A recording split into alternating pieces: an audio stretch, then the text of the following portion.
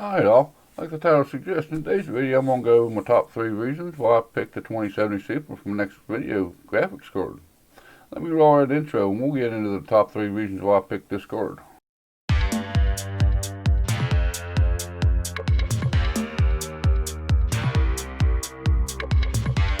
If you like tech and you're on a tight budget and whatnot, you like PC gaming, you came to the right channel. Make sure you give me a thumbs up on this video if you like what you see here today. If not, give me a thumbs down. There's that comment section. I'll go through them every weekend on my live stream. Don't forget that little subscribe button and notification bell where you're notified next time I go live or I stream here on YouTube. Okay, y'all. Like I said in the intro and the title suggests, there's 3 reasons why I bought the RTX 2070 Super for my gaming setup. Right here's the exact card that I bought. It's the EVGA GeForce RTX 2070 Super Black Gaming Edition.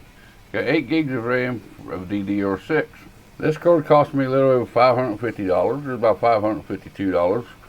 It ain't the lowest priced 2070 Super that I could have bought. There was cheaper ones that I could have bought. Right now the price is a little bit inflated with everything that's going on in the world.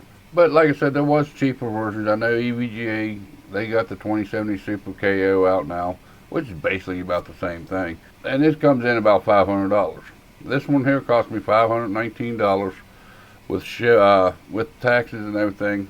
I live in the United States. The taxes ain't included into the price like most places.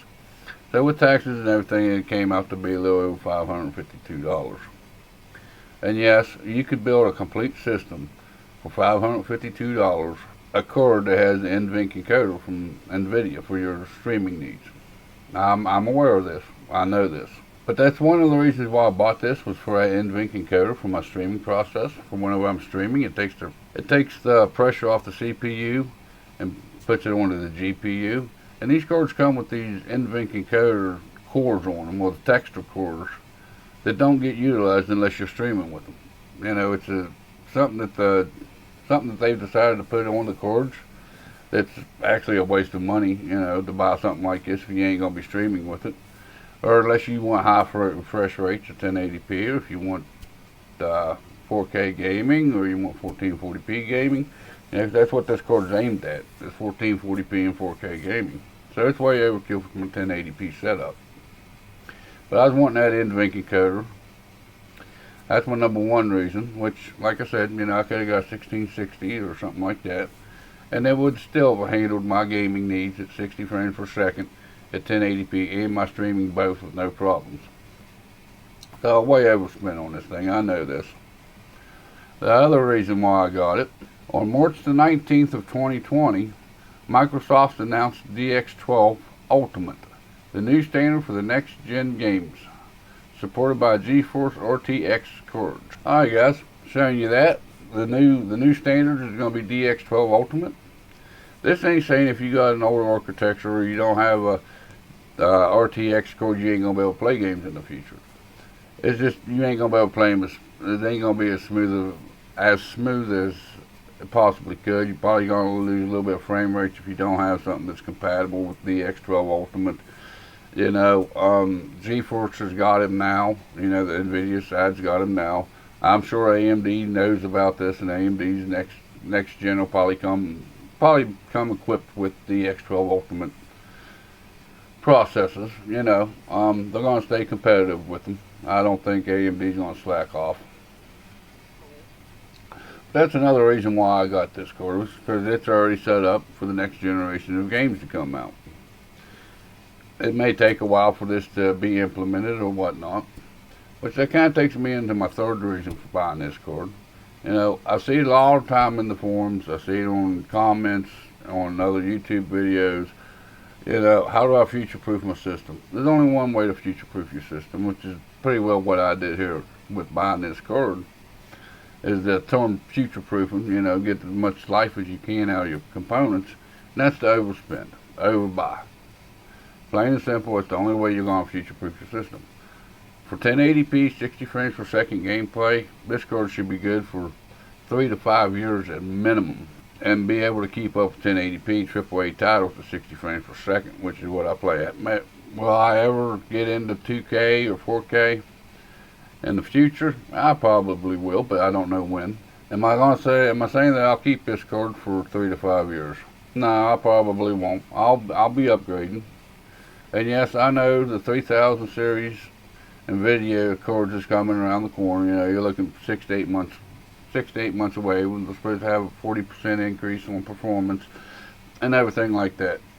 Again, I do 1080p, 60 frames per second. This card's going to last me for a long time to come if I wanted to stick with it. Which, if you've been around the channel, you probably noticed I tinker with my system a lot. I upgrade my systems a lot. I upgrade them as the money comes in to upgrade them. You know, I didn't start out with nothing great. I started out with an 8370 FX processor with an R9 380X graphics card with 16 gigs of DDR3 memory. And over the years, or over the last few months, you know, I've upgraded, got up into Ryzen 5 2400. Then I replaced that with the Ryzen 7 2700. I went from 8 gigs of RAM, DDR4, up to 16 gigs of RAM, up to 32 gigs of RAM. I upgraded my motherboard from the B450 gigabyte motherboard and went up to an X470 motherboard. You know, I went from a standard SATA 3 6 gig transfer rate SSD up to an NVMe drive. And to me, this is the way most people on a budget's going to build their computers. You know, once you get that base system built, whatever it may be, whatever you can afford at the time, as money comes in, you can build on that system. That's pretty well what I've shown over the past year or so here on the channel, is pretty well my upgrade path.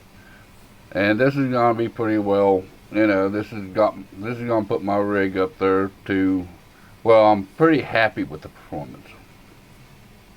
I've actually already started thinking about some other upgrades coming up, but that'll be for another video.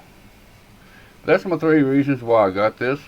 Was the future proofing of it, or being able to keep the card and not have to upgrade unless I want to, and anywhere in the next 3 to 5 years, and still play my AAA games like I want to, and I still believe it's going to be able to stream them at the same time. That DX12 Ultimate that's going to be coming out here soon, it's already compatible with that. And I was wanting an upgrade for my streaming and my gaming. And I think I got all 3 points pretty well covered with this graphics card. If you have any comments for me, make sure you leave them below. I like reading the comments. I go through them every weekend on my live show here on Saturday mornings, 11 o'clock Eastern Standard Time here in the U.S. Don't forget that like button if you like this video, or that dislike button if you didn't like this video. Don't forget that lonely little subscribe button down there and turn on that notification bell. That way you're notified next time I put out a video or I go live, which hopefully with this card, when I get it and get it installed, I'll be doing more streaming here on YouTube. Until next time, you all have a good day, and I'll see you in the next video or live stream.